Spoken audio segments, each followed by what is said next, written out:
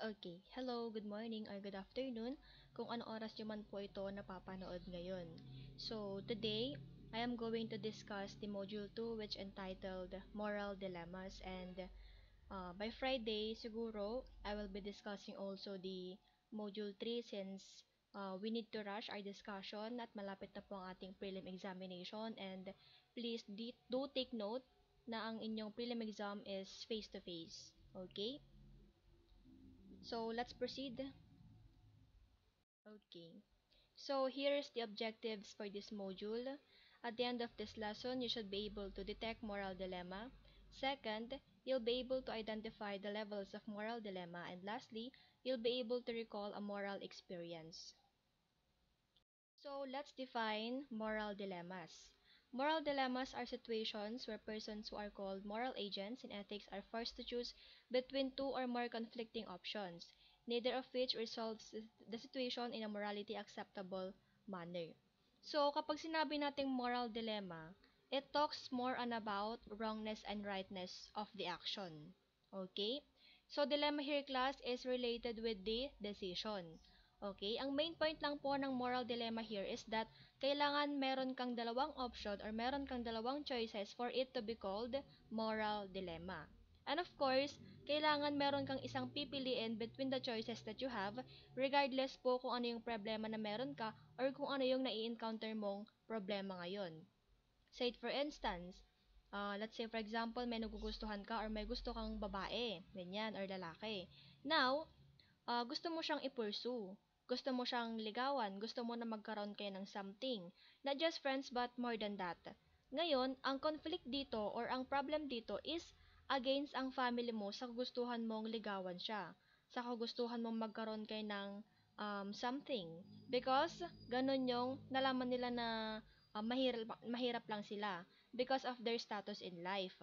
Sabi ng parent mo, mahirap na nga daw kayo tapos saka pa mo pa ikaw mahirap magkakagusto or makikipagrelasyon.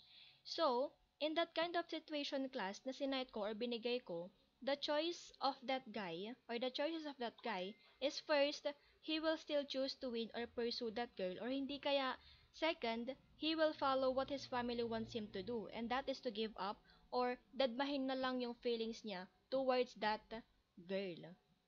Ngayon, kung kayo yung nasa sitwasyon ng lalaki, ano kaya ang pipiliin ninyo? Siyempre, kailangan yung i-consider both side, hindi lang yung sa pansariling desisyon mo, hindi lang yung emotions or yung pag-iisip mo ang dapat mo i-consider, bagkus kailangan mo rin i-consider yung sa side ng iyong family. Okay? So, it depends. So, another example or another good example of moral dilemma is, kunwari, let's say for instance, may nakita kang magnanakaw. So, kunwari, for example, sa isang shop or whatsoever. Now, it's up to you kung anong gusto mong gawin, kung ano yung gagawin mo, kung ano yung tamang nasa isip mo na gagawin mo. It's either ire-report mo siya or hindi kaya pababayaan mo na lang, dadadmahin mo na lang. Okay? Again, para po masabi na moral dilemma ang isang sitwasyon, kailangan meron kang two or more choices na pagpipilian. At isa lang po ang dapat mong piliin between the choices that you have. Okay?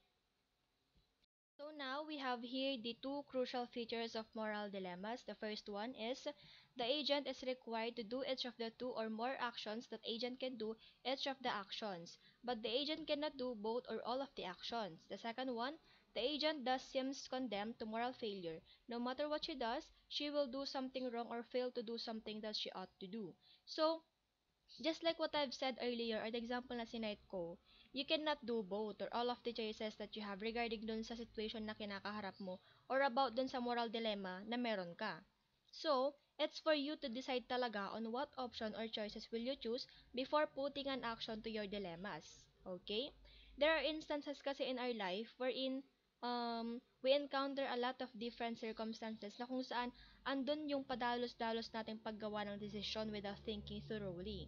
Kumbaga, nadadala tayo ng emotions natin, yung bugso ng damdamin natin, lalo na kapag talagang need na nating mamili between the choices na meron tayo. Yung tipong hindi ka na makakapag-isip ng kung ano-ano. Kumbaga, kung ano yung alam mong tama at mas makakabuti, dun ka. And with that, maaari ring may influence ng iba dyan para mas lalong or mas lalo kang makapili dun sa mga choices na meron ka.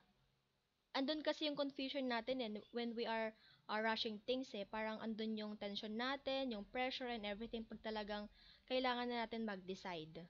Okay? We have here the three conditions that must be present in moral dilemma according to Karen Allen. The first one is the person or the agent of a moral action is obliged to make a decision about which course of action is best.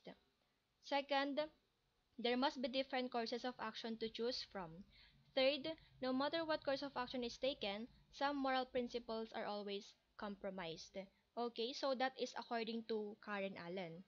Okay, let's say for example, Sophia is faced with two conflicting options, namely, either magpalaglag siya or she resort to abortion which will save her life but at the same time is baka malagay din siya sa panganib. So, hindi lang buhay ni Sophia ang pwedeng malagay sa panganib, kundi pati na rin yung fetus na nasa sinapupunan niya. Okay, so as you can notice, Sophia is indeed faced with a huge moral dilemma. Ang laki ng problema niya. 'Di ba? So, meron akong three option or three choices. Okay? So, first condition. So, in here, the moral agent must choose the best option and act accordingly. So, in the case of the example na sinabi ko kanina, maybe Sophia will choose or may opt to abort the fetus as the best course of action. So, ipapalaglag niya yung nasa sinapupunan niya kasi yun yung alam at nakikita niyang best option na meron siya. Second condition. So for this reason, as what I've said or what I've pointed out above, this must be two or more conflicting options to choose for moral dilemma to occur or para masabi natin na isa siyang moral dilemma. The third condition, this means that according to Karen Allen, walang perpektong solution sa kahit anumang problema. Because by choosing that one option na meron ka, you will fail to do something. Kasi di ba nga isa lang ang dapat mong piliin at gawin. Isa lang yung pwede nating piliin between sa mga choices na meron tayo regardless kung ano yung situation or kung ano yung dilemma na meron tayo. Okay? Now, we have the types of moral dilemmas. The first one is the epistemic moral dilemma.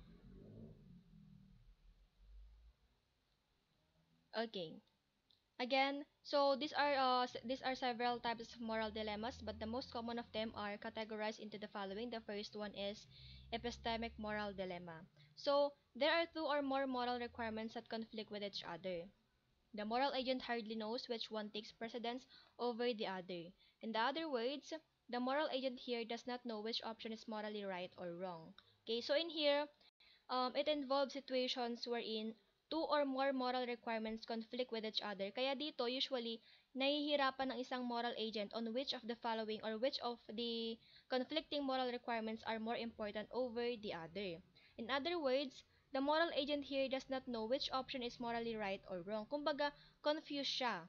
Okay? Nalilito siya. Hindi niya ma-distinguish kung alin ang tama or alin doon ang mali based doon sa mga choices na meron siya. Okay? They are unsure. So in here, they require more understanding and informations. Kailangan dito ng mas malawak na pang-unawa before making an informed decision. Okay? The second one, ontological moral dilemma. There are two or more moral requirements that conflict with each other. Hence, the moral agent can hardly choose between the conflicting moral requirements. So, ontological means the nature of something or the relation between things. So, the option or the choices in this dilemma is equal in their moral consequences. This means that hirap din mag-decide ang moral agent dito kasi nga po, lahat ng option or both of his option is equal. Say for instance, a military doctor is attending to the needs of the wounded or sugatang mga sundalo in the middle of the war. Unfortunately, two soldiers urgently need a blood transfusion. However, iisang bag lang ng dugo ang available that time or that moment. So, that's the time na mahihirapan ng doktor o yung doktor na mag-decide kung kanino niya i-administer yung blood transfusion na yon. Eh di ba nga parehas silang nangangailangan nung dugo na yon. Parehas nilang kailangan yon. So, it's either kay Soldier A na muna ibigay o hindi kaya kay Soldier B. Okay? Again, pag sinabi pong ontological, yung lahat po ng mga choices na meron siya, regardless kung anong sitwasyon yan, ay equal. Okay? Next, self-imposed moral dilemma. So, caused by the moral agent's wrongdoings. So, when we say self-imposed moral dilemma, so from the word itself, self, in here, ito naman yung mga bagay-bagay na nagagawa ng isang individual, yung mga maling gawain. Okay? Next, world-imposed moral dilemma. Certain events in the world place the moral agent in a situation of moral conflict. So, it is a situation wherein there are events that we can control. Kumbaga, meron siyang mga unavoidable or hindi maiiwasan na mga conflict. Okay? Next one, obligation dilemma. So, more than one feasible action is obligatory. So, again, class, from the word itself, sinasabi lang dyan na we are obliged to do something. We are obliged to choose something. And when we say prohibition dilemma, all feasible actions are forbidden. So, opposite or kabaliktaran lang po ito ng obligation dilemma. Okay? Again, kabaliktaran lang po ng obligation dilemma ang prohibition dilemma. So, in here sa prohibition, an individual must choose between what would normally be considered as prohibited or kung ano yung mga ipinagbabawal na gawain or gawin. Okay? Next.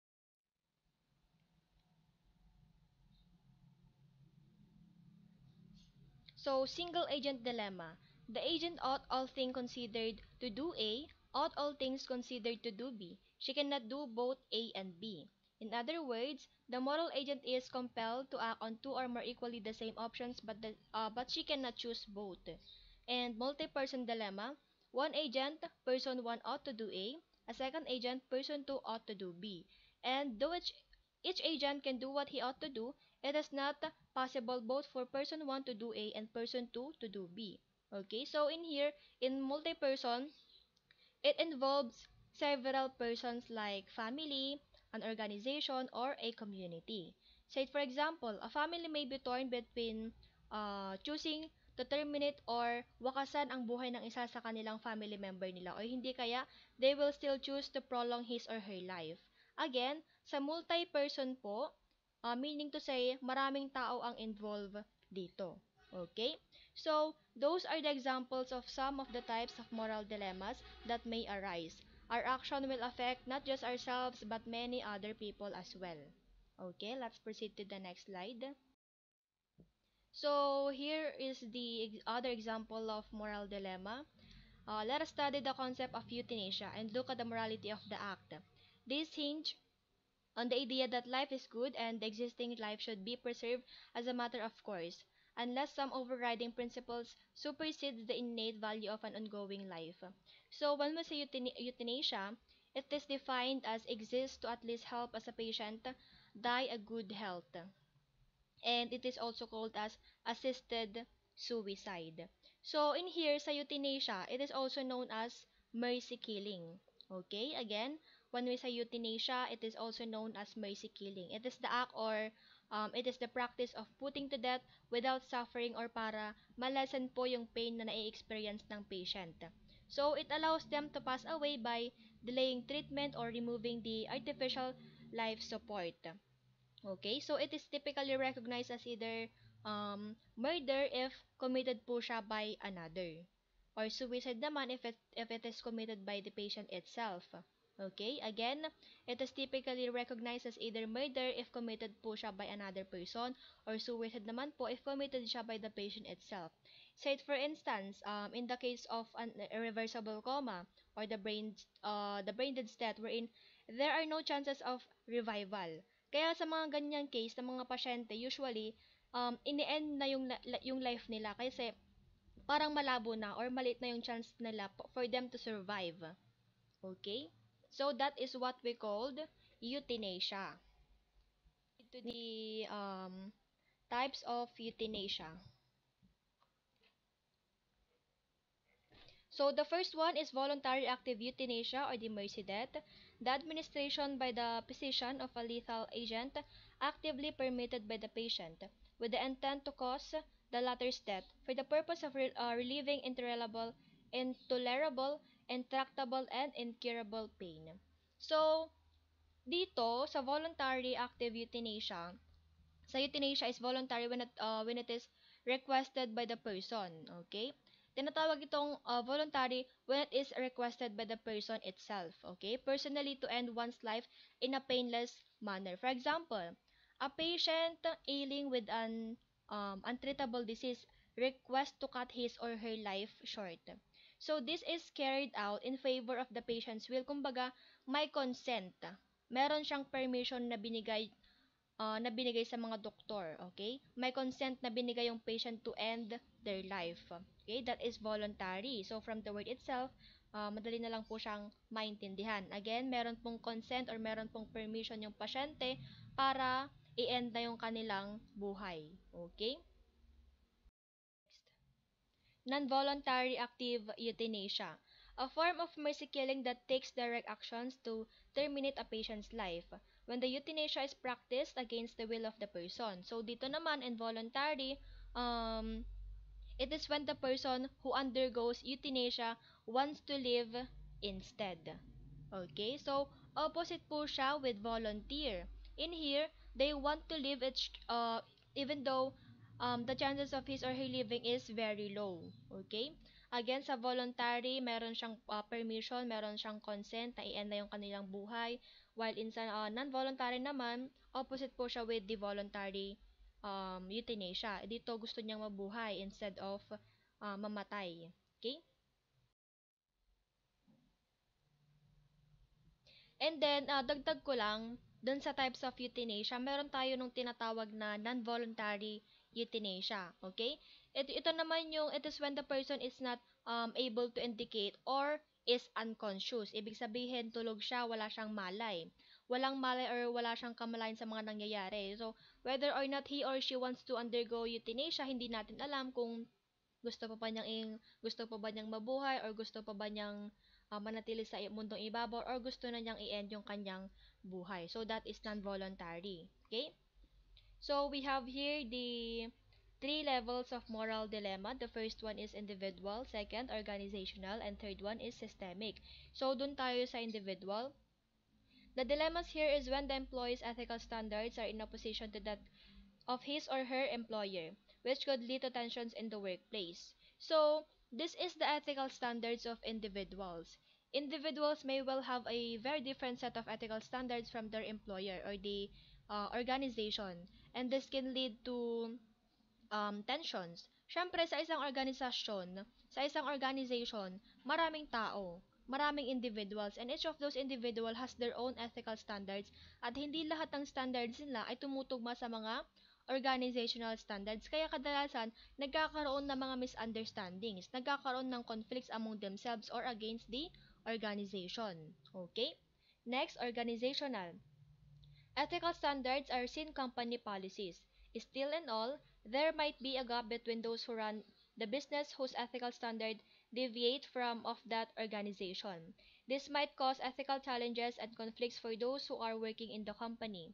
So, organizational or the company level. So, at the company or corporate level, ethical standards are embedded in the policies and procedures of the organization. Hence, ethical standards are applicable to all those within the organization. So, lahat ng bahagi, lahat ng kasapi ng organisasyon, ito yung ethical standards nilang dapat sundin. For example, yung code of ethics namin mga professional teachers. So, why does this fall under organizational level? Because this code of ethics is applicable only to a certain organization or agency. Education sector, particularly teachers. So, this is a guide for all those part of the organization. Okay? And lastly, systemic. It is also called as the systemic level. Here, ethics is predisposed by the larger operating environment of the company.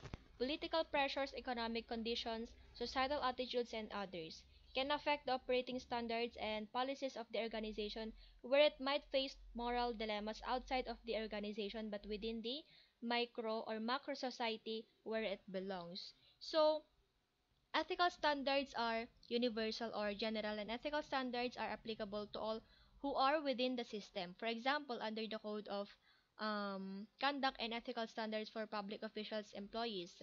So that is Republic Act 6713 if I'm not mistaken. Okay? So, why do we consider this under systemic level? It is because this law is applicable to all public officials and employees here in the Philippines. Okay? Kasali dito yung mga members within the system, and take note that it's universal. Okay? Again, so that is the three levels of moral dilemma. So, we're now here sa summary ng ating module. As you can notice, medyo onti lang din po yung coverage ng ating module. Okay? So, we build our characters through how we make choices in different situations we face in our lives. In dealing with moral dilemmas, we develop a certain way of being rational person. As Aristotle once said, that man is born by nature, a political animal. As we become more conscious of that, or of the moral issues and dilemma of people in our community, the more that we ought to live by the moral principles that we believe are helpful and beneficial to the society. So basically, that's the end of my discussion, and as usual, before I end my discussion, let me just leave with this quote by Mat- Mahatma Gandhi. Live as if you were to die tomorrow, learn as if you were to live forever. So, that's the end of my discussion. I hope na marami kayong matututunan with regards to my discussion today. Okay, so again, um, by Friday, we will be going to discuss the module 3, and then next week, module 4. Okay, we'll see kung makakapag-discuss tayo on Friday. Okay, so that's it. Thank you. Have a nice day.